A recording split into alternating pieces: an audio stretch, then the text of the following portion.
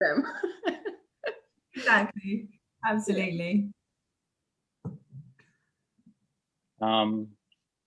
We are live on Facebook, everybody. 2 minutes early. And hi, everybody. I'm Nick, first of all, from Retribe.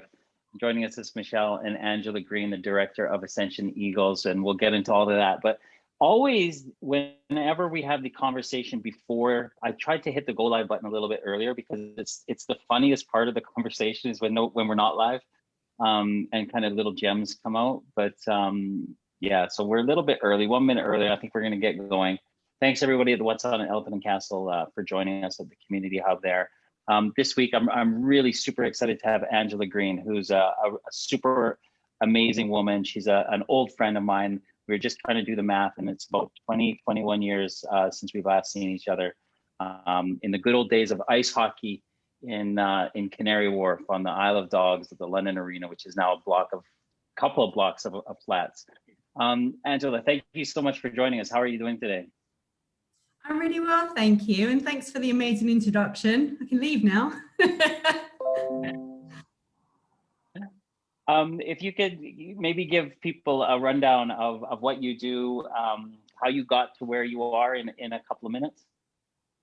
Yeah, sure. I started cheerleading when I was about 14, and it was essentially a church outreach program. The lady that came to our church with her husband, the new vicar, was American, and she put Sunday school on with some cheerleading classes to try and engage some more young people to come into the church. And I was the first member, very eager, and I just loved it from the very first day. And it kind of grew from there. And we went from a Sunday school kind of class to preparing for a five-a-side football game, and then into a competitive cheerleading program, which now serves hundreds of kids a week, has a schools program. I co-managed the national team for Team England, who are gold medalists at the World Championships. So yeah, it's been an incredible journey. And as you say, little stops along the way, like meeting you at London Nights at the London Arena and all the places in between. So yeah, it's been a crazy journey, but I wouldn't change it for the world. And I'm really blessed to be able to be working with young people and do my passion every day. Yeah, I think it's awesome, and we'll get into what you're doing with young people in London. But really, what I think the first question that I want to do with you is about the whole word cheerleading, and because I come from Canada, and that the high school system there is like American football players, and they date the cheerleaders, and the cheerleaders are it's just it's that kind of culture of, I don't know, it's just a little bit different over there. And can you explain to us what you guys do with cheerleading? Because we think of it as just kind of like pom-poms and cheering, but there's a heck of a lot more to it, isn't there? Oh, absolutely. And I think even in Canada, they have some pretty amazing all-star teams that go out and win world championships also. So I think most people's experience, if you've been in America or in Canada or that side, is the high school cheerleader, which supports the games. But there are many different kind of facets of it. And what we do is all-star cheerleading. And that is basically, we don't cheer for anyone else. We are the cheerleaders, but we cheer for ourselves. We go out, we compete. The kids work all season for a 2.5 minute routine that they compete either regionally, nationally, or internationally. And it's very high performance level. It's athletic, it's dynamic.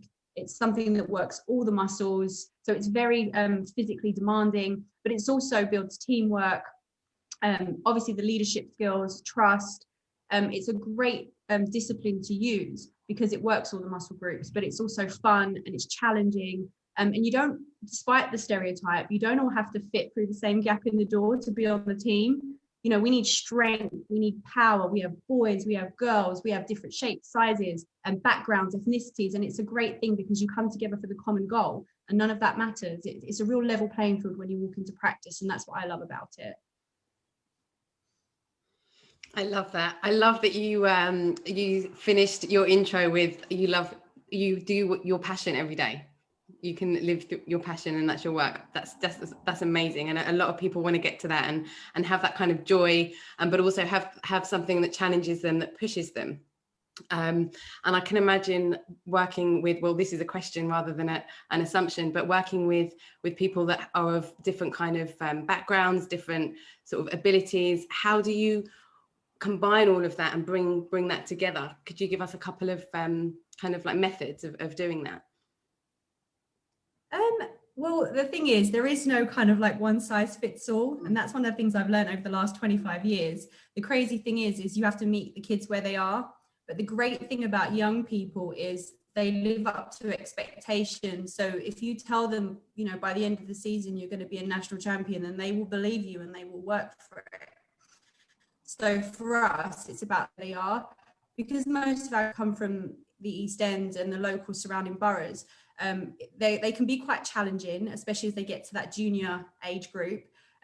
But we respect them, they respect us, they understand what they're coming into. It's a very committed kind of team sport that they're part of. So, you know, they spend 2 nights a week for the best part of the year working together. And I think when you build that kind of trust and respect, then actually they work because they believe in what you tell them they're going to achieve. And I think that's really important. And they're part of the journey. You know, they feed into practices, they want it, they love it, because I feel like cheerleading is one of those things that it's either for you or it really isn't. And if it's for you, then it's what you do forever and it's what you think about. And the kids just love it. They can't get enough of it. And so I think that becomes the basis of how we, you know, move them to their goals. And it's become really difficult in cheerleading because it's a competitive sport. The way that the rules have changed for the competitions have made it difficult for kids who are entry level to do really well, because there's like a skill set that you have to show. But it's really important as coaches that we kind of don't sort of say, well, actually, you know what, you haven't got the skills, we can't take you. Our goal is to take everybody, and it's a reflection on us as to how good we are at our job, as to whether we can make them hit those skills or not. So yeah, I think it's just about respecting them, working together to create something that's really special, and they really believe in it.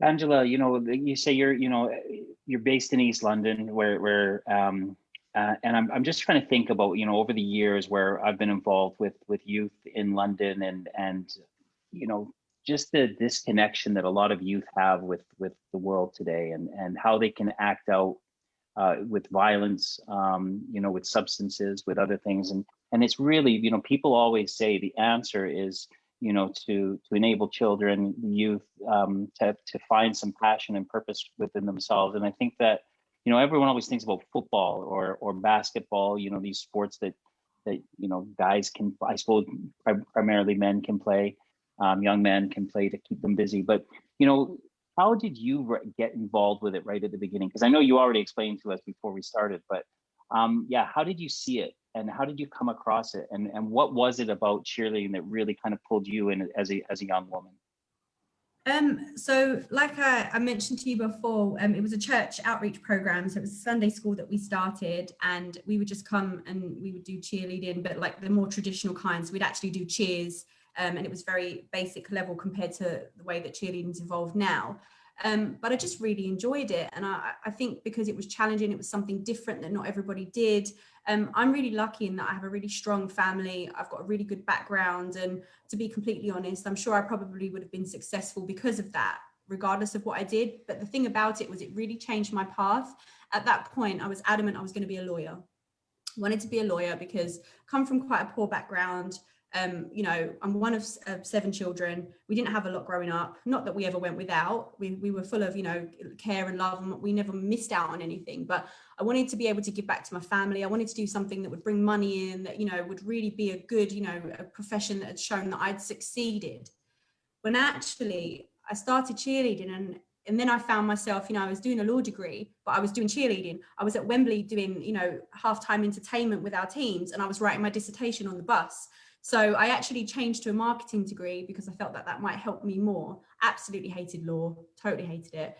And money just wasn't enough of a driver for me. I needed to do something that I really cared about. And that's what I found in cheerleading, because what I think I like about it is anybody can do it. So it's not something that you have to be naturally gifted at. I'm not very coordinated naturally, but I still excelled at cheerleading. It combines all elements. So there's really something for everybody. So even if you're not a natural gymnast or someone that dances well. There's something in it for you. It shows strength. And you can be fierce and pretty. So you can wear a bow and makeup, but you can be fiercer in 2.5 minute routine, lift people in the air, you can flip, you can dance, you can do all those things. So it combines so many elements. And I think that's what makes it so attractive. I can be fierce and sassy, but I can be strong and powerful. And I think, girls shouldn't have to choose between the two. And as you mentioned, there's all these programs for boys because, boys are seen as at risk of offending. And whilst maybe a girl won't go out and offend in the same way, she may not carry a knife. The way that we see it manifest is through self-worth and confidence and poor relationships and choices as they get older.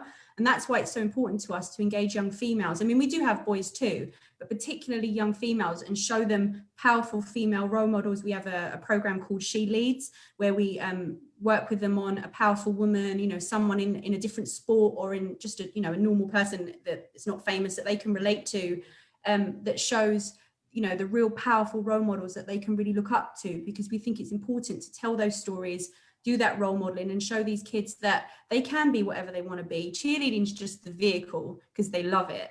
And don't get me wrong, I absolutely love it. But it's through cheerleading that we can work with them on their leadership skills, the transferable skills that you can put into real life job, real life situations, and things like that, that make it such an amazing sport. Nice. Wow. I have so many. That's amazing. Yeah, I love everything you've just said. Like, thank you so much for all of that, from following your passion and not doing it just for the money. I'm a firm believer that the universe puts you where you're meant to go, and it doesn't mean that you can't earn and you can't have a really fruitful, abundant life not being a lawyer, and knowing that you only go after money. You do run out of drive, whether it's 1 year, 10 years, 20 years down the line. And a lot of people look back when they didn't do their passion and regret that. And that in itself is such a powerful message. But coming into what you were saying about females, when I was growing up, so I'm 34 now. So when I was growing up looking at MTV, loads of kind of, you're nodding. So you probably grew up with the same kind of vibes on the TV, on music videos specifically is what's coming to me. And it was a kind of, if you did a dance routine in the playground, it had to be sexy. You couldn't be like I was Timberlands, dungarees, and a tank top. Like when I was growing up, I was really like more tomboy, but still quite feminine. And there was no place for that in media. How do you kind of approach that in your group? Because it's a stereotype that even if you're aware of, can be quite hard to kind of break through and break down. Oh, absolutely. I think you're absolutely right. MTV is to blame for a lot of it when we were younger, but now it's the social media is just taking its place, and there's so much pressure on young people to be contoured and skinny and all the things. I mean, some of our kids on like our mini team, when we did a Zoom and asked them what they got for Christmas, and these are kids that are age 5 to like 9 years old, they got a contouring kit, and I'm like, I wouldn't even know how to use it. So I think it's just indicative of the youth today and what they're going through, and I wouldn't want to have to go to navigate through that now, but all we can really do is provide them a safe place to let them know that they are beautiful without the contouring kit. They don't need it. I mean, cheerleading is very theatrical in a lot of places. It's our program's choice that we don't really go for the makeup. We don't do the fake tan. We don't do the big back-combed hair, because as far as I'm concerned, on competition day, you're not being judged on it. It does have an impact, but it isn't important enough for me to worry about how you're going to what color lipstick you're going to wear. I think when you get to like a world competition level, all that stuff is really important. But from our minis all the way through, unless they actually wear makeup on our senior team on a normal day-to-day basis, it needs to be natural. And our parents are really appreciative of that, because it's about letting them express who they are, but also letting them know that who they really are is actually really special and really important, and they don't have to do all those things. And I think when they find themselves and they have teammates that they can, really talk to, and people that they spend so much time with, these are some of these kids I've worked with. I say they're kids. They're, one of my team is 20 today. One of the girls that I coach is on one of my older teams, and I've coached her since she was about 9 years old. And it's really special because, she's just got her first big job, and she lets me know how she's doing. And, we're able to celebrate those special moments. And that's the most important part, that actually, even though you think you're not sure if it's going in over the however many, the 10 years that I've coached her, it really is, because she's still, messaging back, coming back and letting us know how she's getting on 10 years time. And, you know, I think that's where you see the difference happen. It's letting them know that this is a safe place, that this is somewhere they can really truly be themselves without having to conform to what social media says you're supposed to look like today.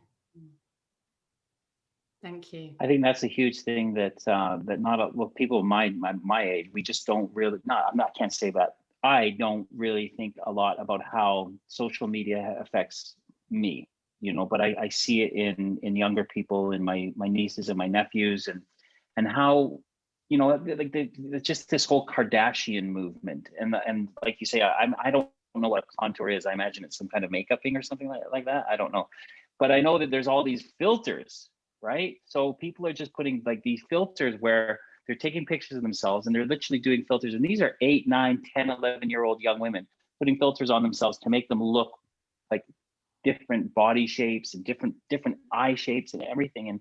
And the thing that really comes down to where I think about it, Angela, is how do these youth, like, how are they even having some sense of identity, you know?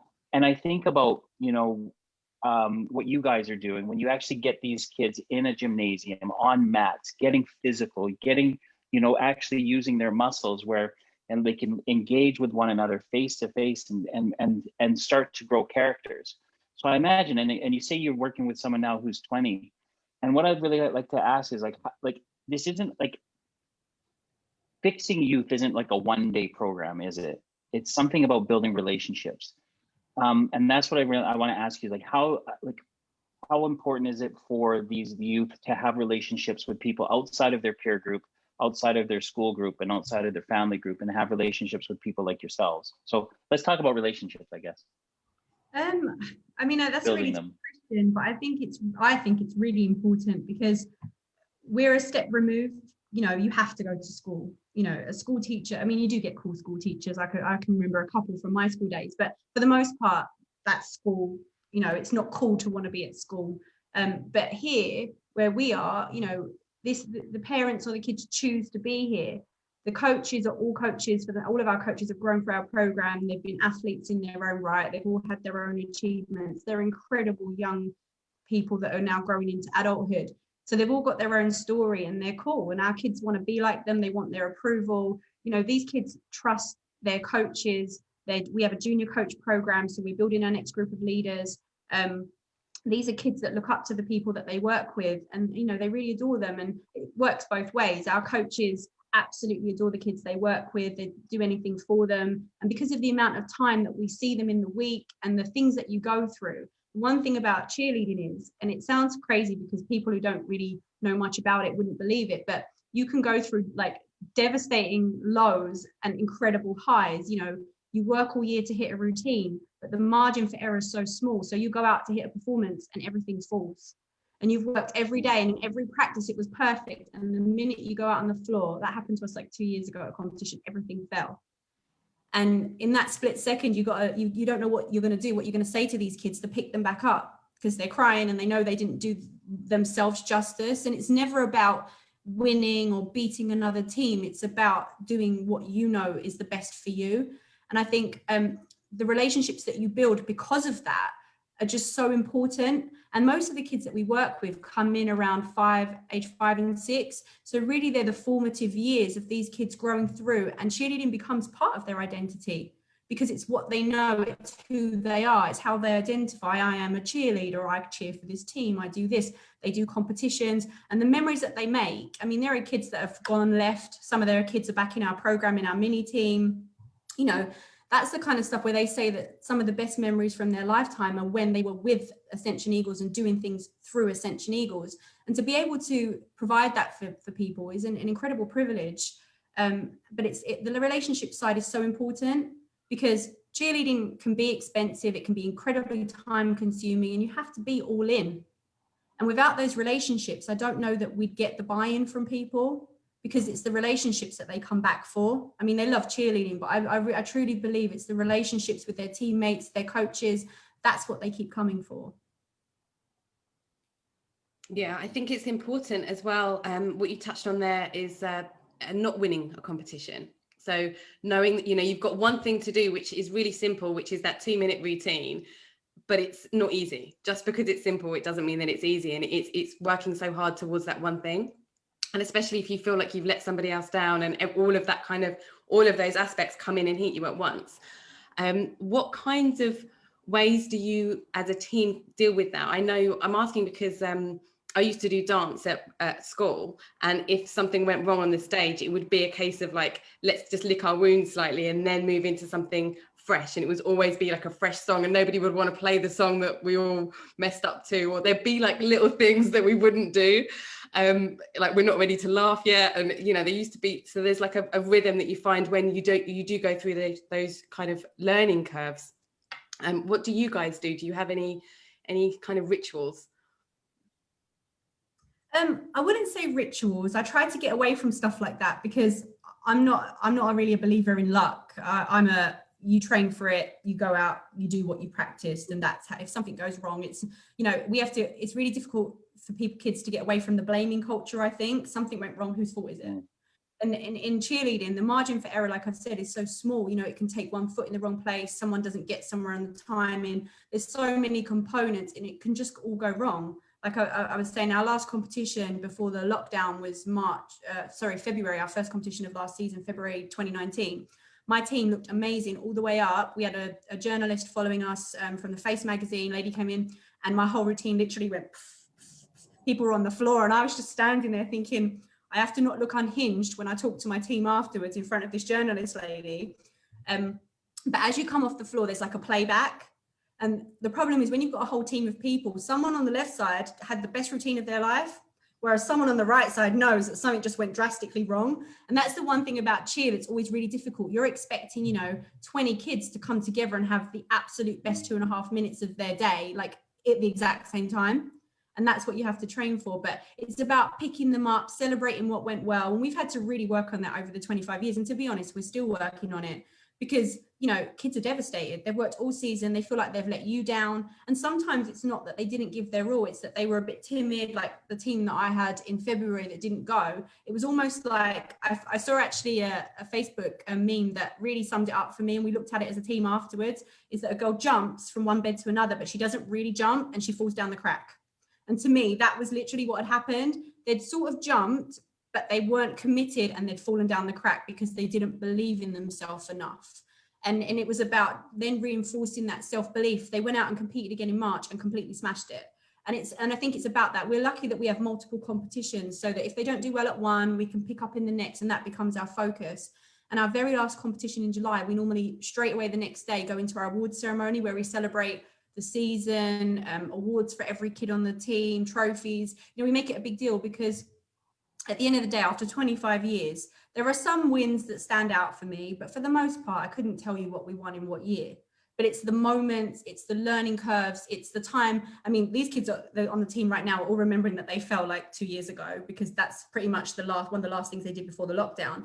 But it actually, we use it as the motivation because that's not something they ever want to feel again. But sometimes I think it's important to go through that because we learn just as much from what, when we don't quite do as well as we'd hoped, as when we win. So I think, all of these things are so important to building them up, working on their character and their resilience and all the things that we push. This helps build that, but it's just not fun to feel it in the moment. Yeah, of course. Thank you. I wonder, as you were talking and you described how, there's 20 dancers out there trying to put a routine together in 2.5 minutes. And I've what came to mind is diversity and was it X Factor, the diversity, the Ashley Banjo and stuff like that. And there was a big comparison to what you guys do to what they do, right? Very, very similar, just kind of different routines, but same kind of abilities, would you say? No, I would not say. Okay. I would say, sorry. Ours is very acrobatic. So the group that was maybe Spellbound that was on there with all the acrobatics, that's more like cheerleading. We're a mixture of gymnastics, the stunts, the aerial stuff, and a tiny bit of dancing at the end, which is why kids and people like me who are not necessarily the most coordinated can do really well in it, because the dance happens at the end and it's a tiny amount of the routine. So it's actually very physical and it changes. And the thing about cheerleading routines these days is they have to be very visual. So there's somebody lifting over here, and there's someone doing gymnastics at the front, and there's someone doing this, and it has to move very quickly and has to be, you know, exciting. And for me, when you watch a routine, it's supposed to be something that people like are really, you know, excited about, and that really is a performance, a show. And if it's not, it's not entertaining, then we haven't really done our job. So that's always our goal, is to be entertaining. But we do get confused a lot with dance, sometimes with majorettes, with the poms, whatever. And they all have their place in their sort of disciplines. But for us in All-Star Cheerleading, it's all about the lifts and the gymnastics really. And the dance is a real small part of it. And there's like some serious lifts and throws and stuff. And that like, I know even when I went to high school, like one of the cheerleaders, she broke her neck. And then I know another cheerleader who I think she was in like somewhere in New York State, and she like shattered her arm and had all these pins in it and stuff like that. Have you seen like a ton of like this is just some serious stuff that goes out there? Yeah, I snapped my ACL in 2006 at a competition, being thrown over someone's head, and the person who was supposed to be on the other side wasn't quite there. And yeah, that was it. That was my cheer career finished. I mean, I was old anyway. But yeah, we do see injuries, but obviously we work hard to prepare our athletes properly in terms of conditioning and, you know, proper safe progressions, supposed to be perfection before progression, moving on to the next levels. And obviously all of our coaches have got years of experience and their coaching qualifications and stuff. So we don't see many kind of the catastrophic and, you know, career-ending injuries. It's more like sprains and rolled ankles and things like that. That's a more common thing that we'll see from PE than we do coming into cheer that have hurt themselves during PE than they actually do in our gym. Wow. I can believe that though, because I think if PE is anything like it was when I was younger, they just used to give you balls or give you hockey sticks or something and then just tell you to get on with it. And really you can do any amount of damage with those bits of equipment when you're not kind of supervised. So, you know, I'm with you. So I wanted to ask as well, obviously it's such a contact sport. So what happened during lockdown for you guys? How did you navigate not being able to meet up and do your rehearsals and train? That was one of the hardest things that we've had to go through as a club. Obviously, this was our 25th season. We're now, you know, going on to season 26, and it was meant to be a massive celebration year. And, you know, we actually competed on March the 14th. And then literally at the end of the next week, the gym closed. And it really felt like the kids lost everything, like overnight. They lost their safe place at the gym. They lost their school. They lost meeting other people. They literally lost everything. And so we know some clubs didn't run very much, but we decided that actually we needed to now work harder than ever before. So we did the online Zoom classes, but unfortunately you can't really take cheerleading on Zoom. So we did everything. We did conditioning. We did, you know, classes where they could work on skills that would improve their tumbling and gymnastics when they came back into the gym. We did arts and crafts. We set challenges for Disney bounding, for bedtime stories, for cooking stuff, literally anything. We set like 4 challenges a day. We encourage families to get involved. We had a quote for every day. We still ran our Women of the Month program. So we found inspiring women.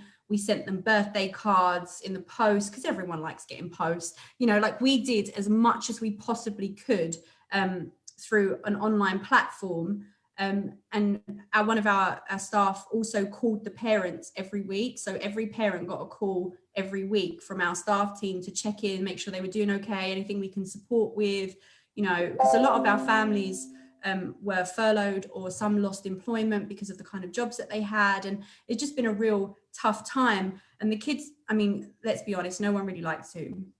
You know, a lot of the kids didn't like it at all, but they kept coming. And we started, as we got closer to when things reopened, we started to see a bit of a drop off of attendance. So we dropped down the number of things that we had on offer.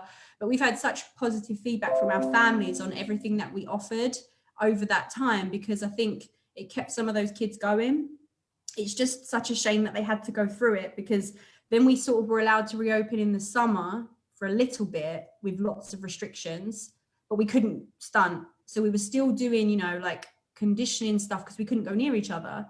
And then just as we were allowed to stunt and we managed to get our return to play document for cheerleading approved by the DCMS, they shut down again.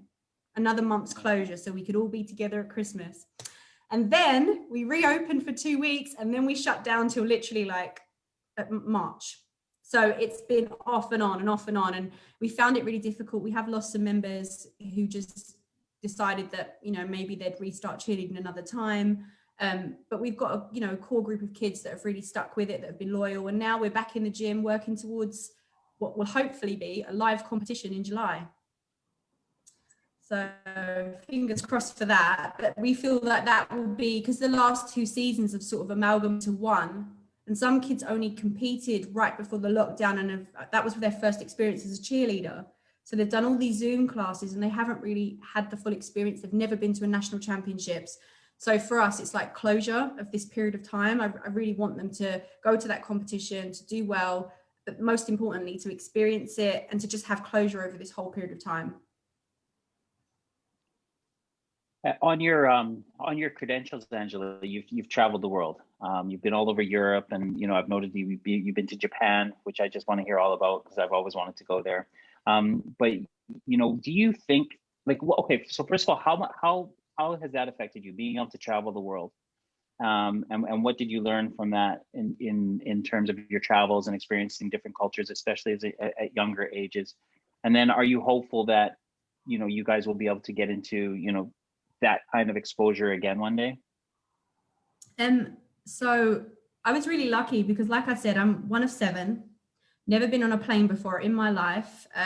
Our holidays were always take our own caravan to the beach for 6 weeks, which I loved, by the way, but it was not obviously anywhere fancy or abroad. So in 1998, we entered a competition that LWT ran called Search for a Cheerleader. And we actually went through the competition and we didn't think we'd win. We thought it was actually staged, but we won. And 8 of us went to New York and performed in the Macy's Thanksgiving Parade. And that was an incredible and just an amazing experience. But that was like the first thing that I'd ever done outside of the country. But then all these doors started opening. I guess it was a little bit being in the right place at the right time, but also cheerleading just kept providing these opportunities. You know, we had a chance to go to Singapore to coach. So I went a few times to judge at a competition in Singapore, to Malaysia, to Japan to compete. All of, you know, these things just kept popping up, and I took every opportunity that came along, and it was just incredible because it was something that I never expected, because I never thought that cheerleading would, you know, that would lead me there, because it was just cheerleading. And, you know, people didn't really, you know, my dad's very rarely wrong. If he says take a coat because it's going to rain, it's going to rain. But he said that I should choose karate over cheerleading when I did that younger, because, you know, cheerleading probably wouldn't take me anywhere. I think that's the only time in his whole life he's ever been completely wrong, because this has become, you know, everything. I've had so many opportunities, and sadly, there's not as many opportunities open to the young people now. It was just in that time, they were just there to be had. I don't think it's quite the same anymore, but the big thing now that we're missing out on is going to the States for the World Championships. This is our 2nd year. It actually happened this weekend just gone. And like I said, I co-managed Team England with an incredible young lady from South London. And it's been so hard to see American teams still going and competing at the World Championships, but no one international. And the last time Team England went, we won a gold medal. And it was such a big deal for us, being such a small country, that it's such a shame after all that work to not get back there and to do it again. And we had a group of kids that were ready to go pretty much. It happens April every year. So that, you know, in the March when we got shut down, everything was nearly ready to go, and they missed out on that opportunity. And now we're missing it for a second time. That's probably been the absolute hardest. But yeah, it's been an absolutely amazing journey. All the different places I've been and all the opportunities I've had have just been incredible. I mean, cheerleading really has, you know, changed my life. Amazing. I love your story. I really love your story. Everything in between, from the early days of wanting to, well, not being kind of physical, and knowing that you can go into something like that. It just shows if you follow your heart and you really do what you feel is right, even if your parents, like your dad, saying like it's not going to work, because it's not something that is kind of mainstream or was ever brought mainstream. I think that's such a testament of character, and I just like, it's a pleasure to hear your story. Thank you, that's really kind. Well, we've been really lucky, and you know, we've had some great performance opportunities. You know, Ascension Eagles closed Highbury. We went to Monaco and performed at the Super Cup final, and that was amazing. But luckily on the day, the choreographer didn't deliver and I got the opportunity. I just stepped in and said, I'll do it. And then I worked at the Super Cup final, providing the halftime entertainment for the following 10 years, even when the cheerleaders didn't go. I've just been really blessed. And I, as you can probably tell, I am all in and it is my passion. It's something that I think about every day. And it has been really hard because it's not an easy job. It's more of a vocation, long hours, late nights, you know, and I'm sure anybody that works in cheerleading will completely understand, you know, the kids become more than just the kids that you coach. They're kids that you care about. You know, you see them go through their daily struggles, things that they share with you, things that you try to help them with. And, it's really rewarding, but, it has its moments. What was the Olympic experience like for you in 2012? Oh, that was amazing. Like literally, that was one of the coolest things. They approached us and asked us if we'd perform at the Olympics. And we were obviously super excited because, a lot of the criticism around the games, even though it was an amazing thing, was that local people really, were not expected to get a chance to be involved. But they brought us in and we performed at the basketball, the handball, and the volleyball. We brought in some cheerleaders from other teams to fill like the amount because it was so much, but they were like 16-hour days.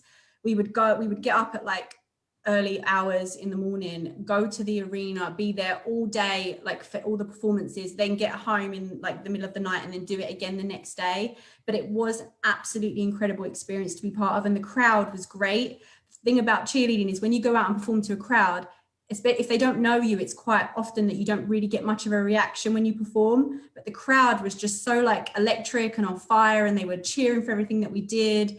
And it was just such an amazing opportunity to be part of something that was so, big for our country and done so well. I just kind of one of those things where you pinch yourself when you're at the Olympics. Like it's just crazy, but it really was like a really cool thing to have done.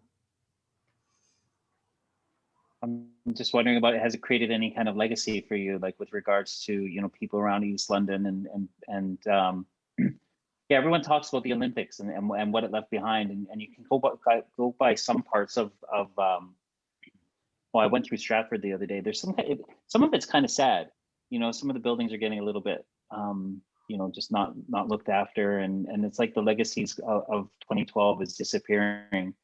And I'm just wondering, did you guys get any interest in cheerleading around that time, and also just with the youth wanting to get involved with sports in general?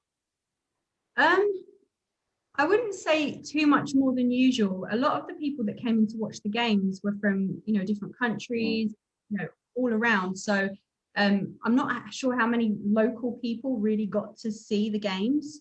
And to be honest, we were hoping that there might be an opportunity to have a facility come out of what was left, of either the doping centers or whatever. But unfortunately, no, it wasn't something that worked for us. But, like Michelle said, I'm also a firm believer that, things are there for a reason, and whatever happens leads you to where you need to be. So we're really happy in our facility that we're in at the moment. It isn't permanent, but we're based in Galleons Reach in East London in a shopping park, and it's incredible because it's a store. So it's a different setup for our kind of a group, but we have people that walk past, so we get a lot of interest from walk-ins who kind of look through the window as they go past, and it's safe. There's food, there's places for the parents to go when practice is on. So we're really happy where we are. So I think it all happens for a reason. So if people hear you now, Angela, and they think, okay, cheerleading, you've mentioned like dynamic cheerleading and acrobats and dancing and all this, and they're all thinking, oh, cheerleading. But you also mentioned about She Leads and some other programs that you have with regards to just looking after the mental well-being of the people who take part in your programs. Can you explain a little bit more about how maybe somebody might just hear this and they might just be struggling a little bit, and they might want to reach out to you and not necessarily want to learn about cheerleading, but She Leads, or when you were talking about the fierceness of feminine power and being able to let young women find their inner power and their inner strength. What other programs do you have that maybe somebody could reach out to you and talk to you about? So like I said, we run the She Leads program, which is something that we're really proud of. It's our, we do a Woman of the Month. It's all, like I said, it's all about celebrating female power and strong female role models. We do have a section on our website where it showcases and it kind of lists everybody that we've celebrated. And we try to also not make it people that are, you know, realms away from where our kids can see themselves in. So, you know, whilst the Mary Curies and the whatever are incredible women, I don't know that the kids that come to our gym think that they could do what she's done because they don't see themselves in her. So, you know, we signposted Simone Biles because of like her background, but also her power and all the things that she's achieved. But also we've got someone that we know in cheerleading that's a nurse, but she went through she had a stroke at a young age, had to retrain in her medical, because she was going for a medical learning at the time, had to relearn everything to get a degree, and now she's a doctor. We got her to come in and talk to our kids. And it's about getting people also to come in and talk to our kids so they can hear the stories firsthand, as well as just sharing like pretty pictures of someone that's really, you know, big in their sport. So we have that. We have a junior leadership program, which we call our JLT for Junior Leadership Team. And that's where we work with kids that are already in the program that express an interest in coaching or like building their skills. And so they can start from like year 7 and they apply to be part of our program. And we do like sessions with them, like girl boss sessions, how to safeguarding, first aid. They do all of like the things that our normal coaches would do. So they really feel part of the program. And then as soon as they hit 16, we do their DBS check and their coaches qualifications. And then there's opportunity for them to be employed through that once they hit a certain age. So it's about providing employment opportunities, but also building those leadership skills for the kids that are going to be the next leaders of our program, and teaching them not just how to teach a class, because that's only part of it. You know, it's about being the role model. If you coach for Ascension Eagles, you're expected to be the total package, and it's a lot of responsibility. And so it's about working with our young people to want to be that, not just because they have to be it, but because they believe in it and they see the value in what the program can offer. But we also teach in local schools around the borough. We have recreational classes in the gym, and we hire out the space for other teams who aren't lucky enough to have a facility like we do. So we do like all sorts of things. And where possible, we try to work with other teams in the area to join up for things like safeguarding, first aid, just because, you know, we're really blessed to be in the position that we're in terms of our facility, and not everybody has that same opportunity. But yeah, I mean, our She Leads is really our big thing that we're really proud of, because actually we think it's so important for these kids to see women that have succeeded, not necessarily on a traditional path, but people that they can see themselves in. And I think that's the most important thing. Beautiful. What's next for you guys? Well, our big focus at the moment is to get to this competition, and to, you know, prayers to the universe, and you know, that it goes ahead, and that all the restrictions are, you know, so that they can really enjoy it. It's at the beach, so we want to have, you know, like fun at the beach and have a great time at the competition. And then it's about rebuilding the program, to be completely honest, because like I said, we've lost some members over the lockdown period. Some kids will graduate and go to university and whatever, which is great, and that's what we want for them. But it leaves us, you know, with those older kids moving out and everybody moving up an age group. So it's really important to us to start rebuilding the program and kind of recovering from the impact of the pandemic, and also working with our young people, because we've seen so many kids come back in from the isolation periods with, you know, anxiety, with mental health issues, just really supporting the kids that we have and making sure that they can recover, and that we can work towards building, you know, the best versions of themselves that they can be. And that's really going to be our focus going forward. And then looking for something fun, hopefully international, to do to celebrate, you know, the fact that it's been 25 years, which, you know, is an incredible achievement, I think.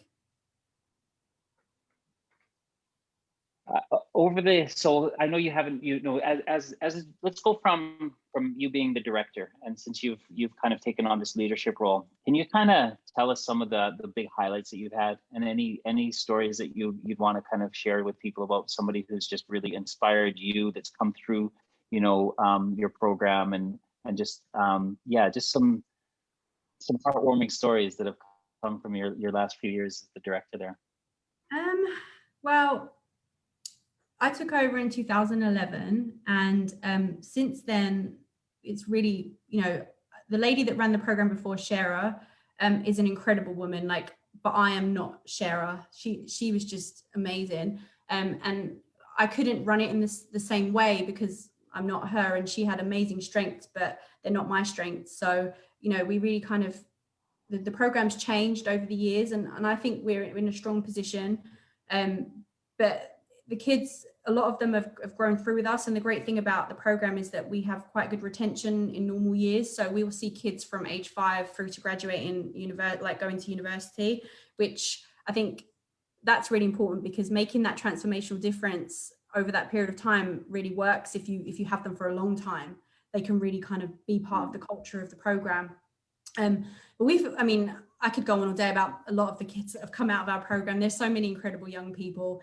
2 years ago, one of our young people made the national, and it was one of his dreams to go to Worlds. And it's not something that as a team we were able to offer him, but through the national team, he became part of Team England. And watching him go out and win his gold medal and stand on the podium, sing the national anthem, you know, and be a kid from the East End of London out there singing the national anthem, you know, with the team, you know, on the podium, you know, receiving his gold medal was just an incredible moment for me.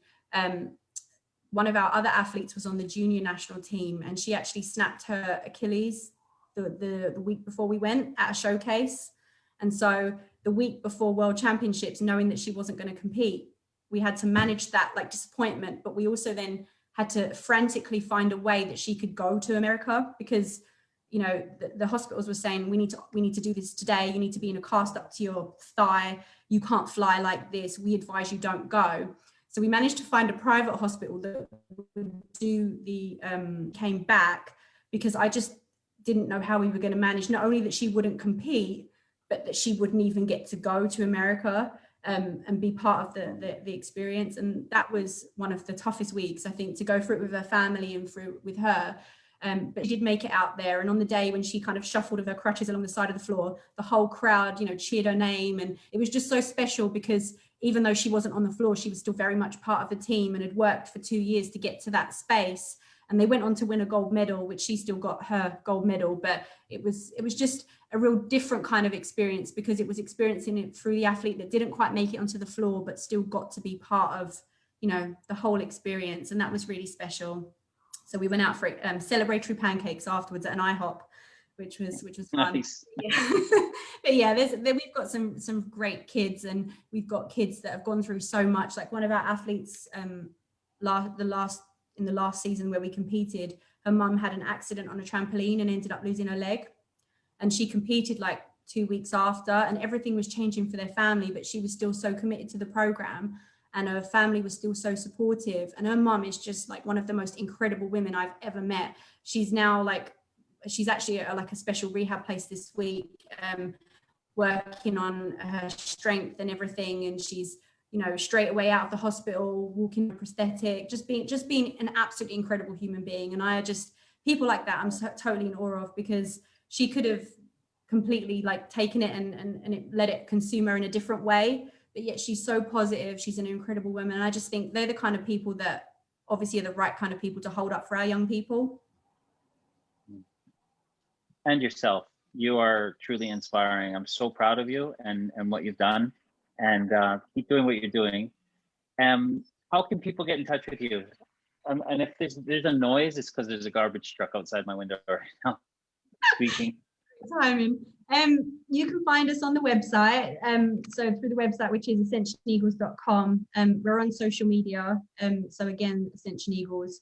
But we have our tryouts for the new season coming up. They'll be in July. So people are more than welcome to get in touch. We have some stuff over half term in May, June, and then the summer holidays. But even if you're not local to us, cheerleading is everywhere. It's one of the fastest growing sports in the UK. There are so many. So I think it's about 89,000 athletes across the country, which people just wouldn't expect. So you can find a team that's local to you wherever you are. And I would encourage you, because it's life-changing. You will meet people that will be important to you through the rest of your life. You'll make great relationships. You'll have fun, and you'll be part of this incredible, crazy world that is cheerleading. But I can promise you'll never regret it. Beautiful. Thank you so much for joining us. Michelle, any final words? Oh no, just to echo what you said, like amazing human being. Thank you for all your inspiration, your strength, your courage, your passion, and sharing that with us. Thank you. Well, thank you for asking me. I feel really privileged. It was awesome. Thanks for having us. And I know this isn't, you know, I know maybe we'll get involved with what you guys do in the future and stuff, and let's stay in contact. Yeah, so thanks, Angela. And thanks everyone at the What's On at Elephant and Castle Hub for joining us. Don't forget to join us this Thursday at 11 a.m. where Michelle and I are going to be leading a gathering on the title, Michelle.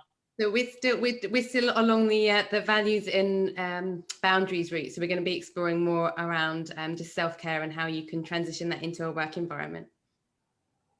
Beautiful. Thanks everybody. Thanks Michelle. Thanks Angela. I'll talk to you soon. Thank you. Bye. Bye everybody.